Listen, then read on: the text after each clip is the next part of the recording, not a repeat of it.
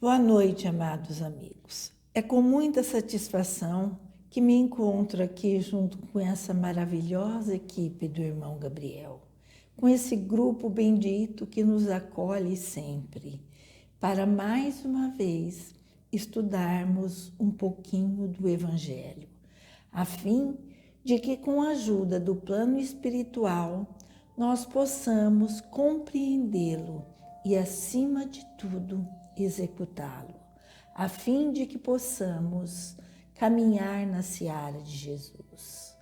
Pedimos a Deus, a Jesus, a Mãe Santíssima, ao irmão Gabriel e toda a sua equipe, aos nossos anjos guardiões e todos aqueles espíritos que nos auxiliam nesta jornada, que possam nos dar a paz necessária, a calma e a elevação para que compreendamos o Evangelho e o pratiquemos no dia a dia, para que nós nos conheçamos cada vez mais e assim possamos, com a permissão do alto, iniciarmos o estudo do Evangelho desta noite. Nós estamos vendo o capítulo 5 do Evangelho segundo o Espiritismo, de Allan Kardec. Nós estamos vendo bem-aventurados os aflitos. E na noite de hoje, nós vamos tratar da instrução do Espírito Fenelon, intitulada Os Tormentos Voluntários. Ele inicia dizendo: o homem está incessantemente à procura da felicidade que lhe foge sem cessar, pois ela, sem mistura, não existe na terra. Entretanto, apesar das vicissitudes que formam o cortejo inevitável desta vida, o homem poderia ao menos usufruir uma felicidade relativa. Mas ele a procura nas coisas perecíveis e sujeitas às mesmas vicissitudes, quer dizer, nos prazeres materiais, ao invés de a procurar nos prazeres da alma, que são uma amostra dos prazeres celestiais eternos. Em vez de procurar a paz do coração, única felicidade real aqui na terra, o homem é ávido por tudo que pode deixá-lo agitado e perturbado. E, coisa singular, ele parece criar para si próprio e sob medida os tormentos que somente ele poderia evitar. Então ele coloca aqui que nós procuramos uma felicidade que não existe nesta condição em que nós nos encontramos, neste planeta, neste nível espiritual que nós temos. Nós simplesmente queremos uma coisa que nós ainda não estamos no nível de consegui-la, que é a felicidade eterna, ou seja, a felicidade do reino de Deus. Porém, como ele ressalta aqui, nós poderíamos procurá-la de uma forma relativa, ou seja, apesar de todas as vicissitudes da nossa encarnação, nós poderíamos procurar essa felicidade de uma forma que nós tivéssemos uma vida tranquila nesta encarnação, de que nós compreendêssemos que a felicidade está no espírito, no coração, na paz de espírito, e não naquelas ilusões que a gente cria enquanto espírito encarnado. E para isso nós temos trabalhado bastante a pedagogia do Eurípides Barçanufo para nos conhecermos. Por quê? Porque, como ele coloca aqui, esses tormentos, essas dores, a gente mesmo os provoca. E eu achei assim importante a gente ressaltar que temos um alerta aqui neste capítulo, que inclusive ele coloca aqui no rodapé do Evangelho de Estudo, nos alertando para que esta felicidade nós só iremos encontrá-la quando a gente perceber que nós somos espíritos. Então ele coloca assim: a felicidade relativa é trazida à consciência, proporcionando uma superação espiritual. Ou seja, nós precisamos trabalhar aquelas nossas dores, aquelas nossas sombras, aqueles nossos vícios, para nos superarmos espiritualmente e conseguirmos perceber que, apesar de sermos espíritos não completamente evoluídos e estarmos num planeta de transição e ainda com muitas provas e expiações, nós podemos sentir essa felicidade relativa quando nós aprendermos o Evangelho de Jesus, quando nós conseguirmos transformar aqueles nossos vícios em virtudes, ou quando esses nossos vícios, essas nossas sombras, essas nossas dores pararem de nos atormentar. Então ele coloca assim: um alerta quanto à busca de felicidade nos bens perecíveis é deixada como lógica exímia. Se somos espíritos, procurar a alegria nos bens passageiros não preenche o que em si mesmo é duradouro. Só os bens duradouros da alma, ou seja, do espírito, satisfazem as ansiedades da própria alma. Então, se somos espíritos, nós precisamos procurar a felicidade naquilo que satisfaz o nosso espírito, ou seja, na sua evolução, no seu engrandecimento, e não nas ilusões que nós temos aqui na Terra. Essa eterna busca pela felicidade é o que o ser humano mais avidamente procura. Porém, acontece que ele não consegue essa felicidade porque existem muitas dores, muitas aflições, muitos pontos de dor no seu espírito, no seu inconsciente, no seu próprio consciente, que precisam ser trabalhados para que ele possa, pouco a pouco, almejar essa felicidade tão procurada, né? Nós precisamos perceber que as causas dessas aflições, dessas dores, desses tormentos, elas estão na intimidade, nos vícios que nós trazemos, como o orgulho, a vaidade, o egoísmo, a impaciência.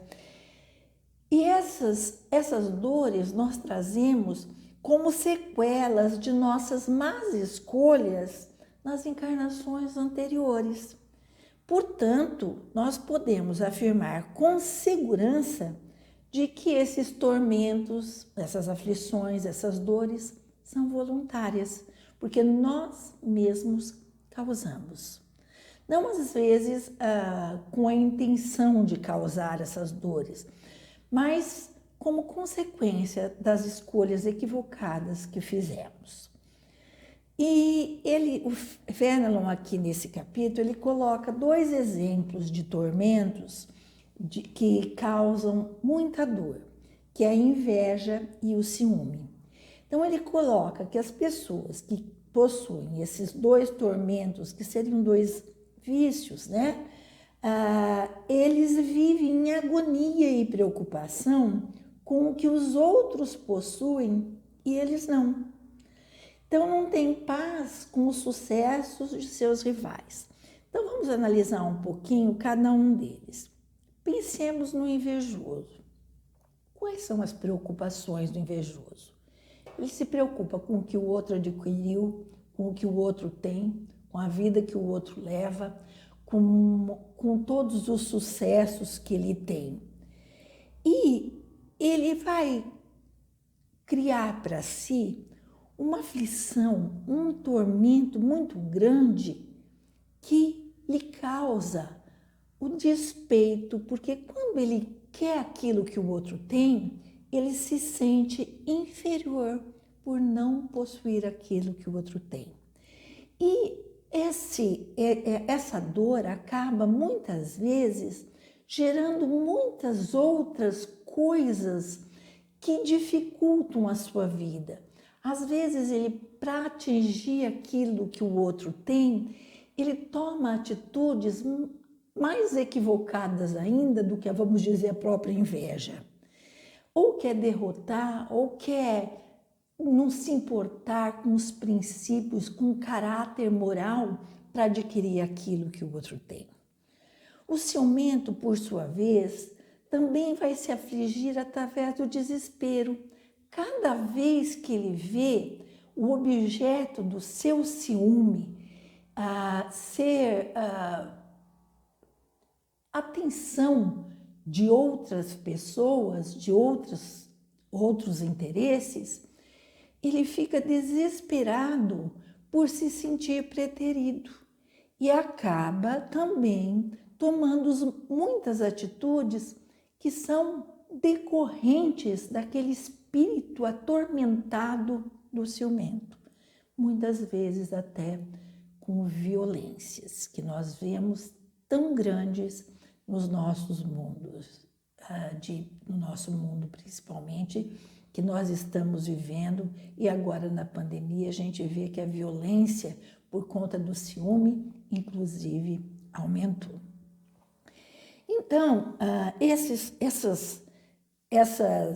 tormentos que as pessoas, que nós adquirimos, né? Nós todos adquirimos, nós todos acabamos tendo, eles são sofrimentos que têm a ver com o nosso caráter, com a nossa condição moral, aquela que a gente desenvolveu durante as nossas encarnações. E nós sabemos que nós estamos num estágio em que o progresso moral é imprescindível. A gente sabe que houve um avanço tecnológico, mas um avanço moral que não condiz e nem foi com o mesmo grau do avanço tecnológico. A nossa encarnação é de espíritos que precisam evoluir moralmente com muita urgência. Então, eu trouxe para a gente, para eu ler aqui com vocês e analisar um pouquinho, um capítulo do livro Religião dos Espíritos, do Chico Xavier, ditado pelo Espírito de Emmanuel, que se intitula Examina a própria aflição.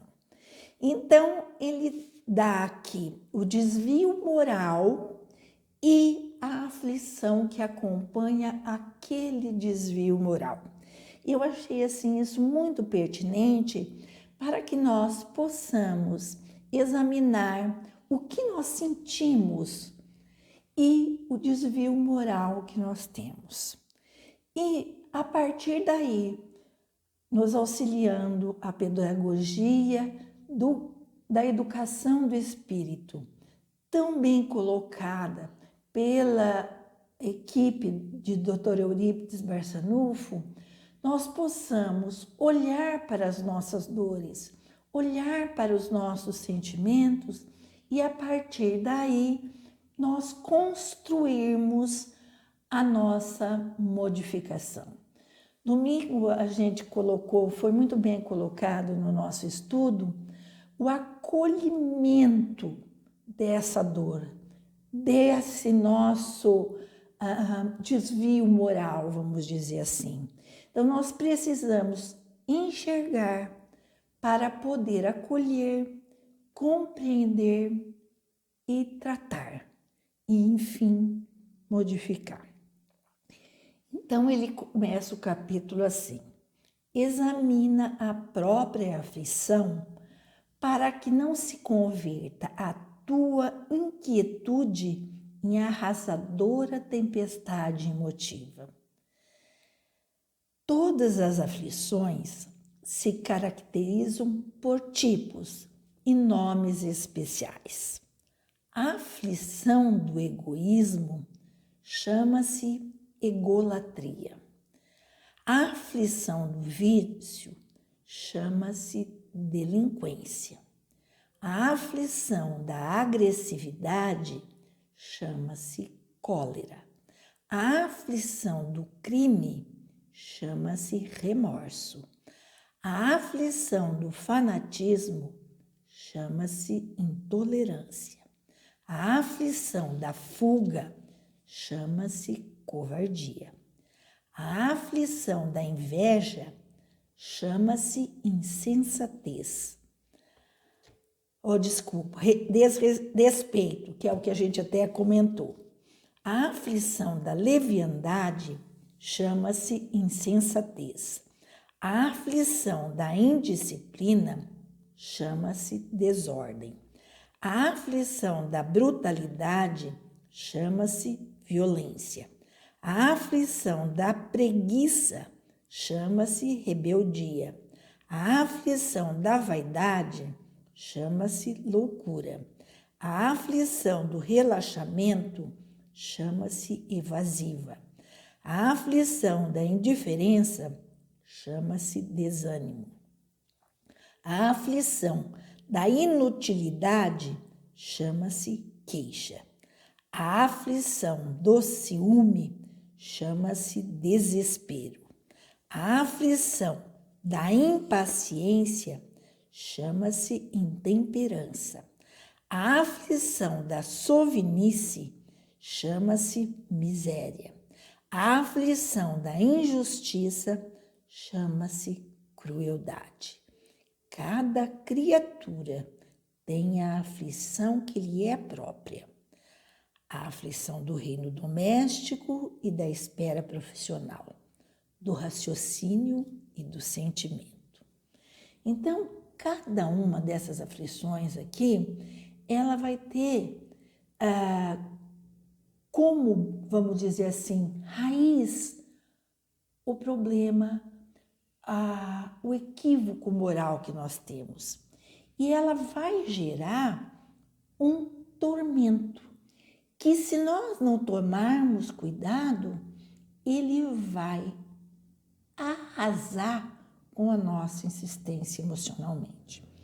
E ele complementa dizendo: os corações unidos ao sumo bem, contudo, sabem que suportar as aflições menores da estrada é evitar as aflições maiores da vida. E por isso, apenas eles, anônimos heróis da luta cotidiana, conseguem receber e acumular em si mesmos os talentos de amor e paz, reservados por Jesus aos sofredores da terra, quando pronunciou no monte a divina promessa: bem-aventurados os aflitos. Então, percebam o seguinte, que cada coisa, cada prova, cada dificuldade que nós encontramos na nossa jornada é um meio de que nós percebamos as nossas necessidades espirituais para a evolução moral. São as benditas lições que foram colocadas pelos espíritos maiores para a nossa programação encarnatória, que nós mesmos muitas vezes participamos disso. E cada lição ou cada aflição que nós conseguimos superar, por menor que seja, ela nos libertará daqueles desvios morais que nós carregamos. Cada lição nos fará caminhar no sentido de evoluirmos espiritualmente e compreendermos e realmente aceitarmos que somos espíritos e que aqui estamos como em uma escola para aprendermos e que tudo aquilo que passamos pode ser o que nós não estamos querendo, mas com certeza é aquilo que nós estamos precisando. Portanto, todas as nossas causas de sofrimento, nós precisamos parar e analisar para percebermos o quanto nós a causamos. E podemos fazer isso observando inclusive só essa vida, porque aquelas dificuldades que nós temos para vencer o nosso egoísmo, o nosso orgulho, as nossas leviandades, nós precisamos compreender que são vícios que nós fomos adquirindo em cada escolha equivocada que fizemos. Portanto, elas são nossas e nós precisamos nos livrar delas. Então, é inútil e improdutivo a gente querer se livrar daquelas coisas que nos aborrecem, porque, na verdade, nós precisamos dela para podermos aprender. É como um aluno que quer se livrar de aula ou de estudar para poder aprender. Nós somos alunos aqui neste planeta. A reencarnação é uma escola, é uma aprendizagem. A gente reencarna para poder aprender. E nós aprendemos com as dificuldades. Então, precisamos ter em mente que cada sofrimento tem a ver com a nossa condição moral e que nós causamos. Portanto, como diz Fenelon, são tormentos voluntários. Mas nós sabemos que na pedagogia da esperança nós iremos evoluir. E é para isso que a gente se disponibiliza, que a gente se esforça, que a gente para, pensa e reflete. Então, com este intuito de esperança, nós precisamos ter em mente, refletir bastante, que aquele, portanto, que souber se contentar com o que tem, ser o que realmente é, será capaz de se livrar dos tormentos causados pelas necessidades fantasiosas criadas por ele próprio. Será calmo, portanto feliz, no meio das tempestades da vida. A gente, quando chega numa certa maturidade, a gente compreende isso melhor do que quando a gente é jovem, eu acho. Porque quando a gente é jovem, acho que a gente tem muito mais coisas, muito mais estímulos, vamos dizer assim, materiais. E com a maturidade, a gente vai percebendo que o importante na vida é a gente ter paz. E nessa vida tão atribulada, nada é melhor do que paz. Então, esta é a felicidade relativa que nós podemos encontrar agora. Então, nós precisamos combater, mas para combater, precisamos conhecer, perceber e acolher os nossos sofrimentos, as nossas dificuldades em fazer o bem, em exercer a lei de amor. Nós precisamos, cada vez que sentimos alguma coisa relacionada a algum vício moral que temos, nós possamos parar, analisar e ver o sentimento que está sendo a matriz daquele meu sofrimento. Por que aquilo me contraria? Por que aquilo me irrita? Por que me causa um desconforto?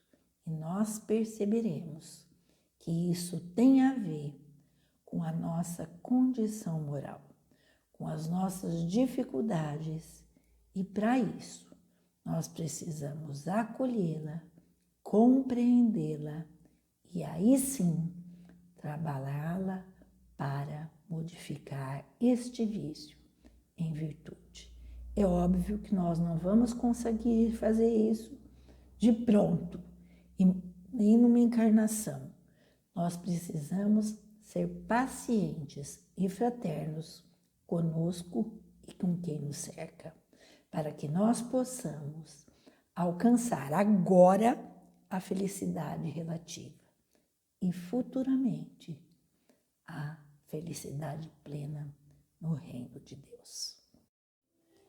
E assim, imbuídos nesse sentimento de esperança, nós pedimos, Pai, que derrame a sua bênção sobre nós, sobre toda a humanidade, principalmente para os líderes que nesta terra se encontram, muitas vezes tão equivocados em seus problemas morais.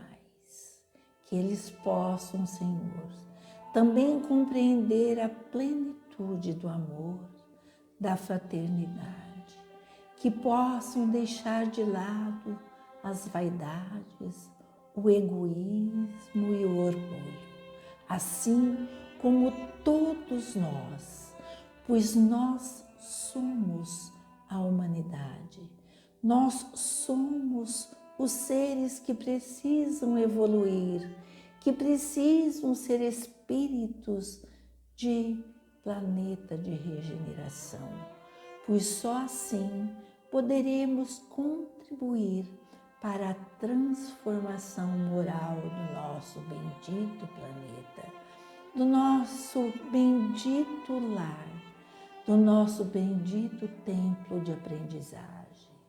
Que nós possamos, Pai, na esperança de dias melhores, compreendermos que eles só chegarão se formos seres melhores.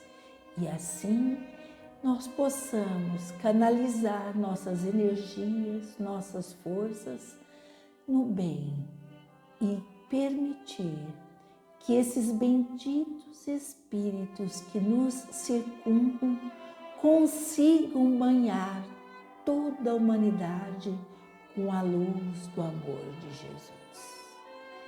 Que nós tenhamos dias melhores, sendo sempre seres melhores. Que assim seja, graças a Deus.